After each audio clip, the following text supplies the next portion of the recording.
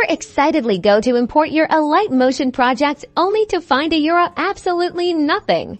Don't let a disappearing project derail your creative flow. Today, we're tackling the frustrating Alight Motion import glitch hidden and getting your projects back where they belong. First things first, let's confirm you're looking in the right place. Open your phone's File Manager app, navigate to the folder where you saved your Alight Motion project file. Often found within a dedicated Alight Motion or projects folder on your internal storage or SD card, make sure the file extension is Alight Euro. That's the key identifier.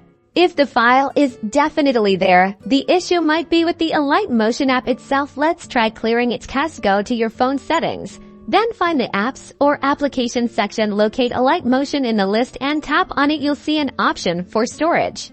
Within storage, you'll find options to clear cache and clear data. Only tap clear cache. Clearing data will reset the app and you'll lose any unsaved projects. So avoid that if possible. Once the cache is cleared, restart Alight Motion and try importing your project again. Still no luck? It's possible the project file itself has become corrupted. If you have a backup, try importing that version instead. You can generally create backups either through Alight Motion's export options or by manually copying the project folder to a safe location.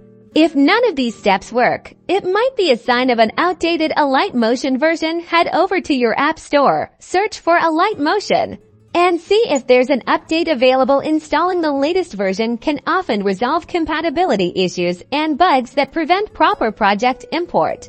With these troubleshooting steps, you should be well on your way to importing your Alight Motion projects smoothly and getting back to creating amazing videos.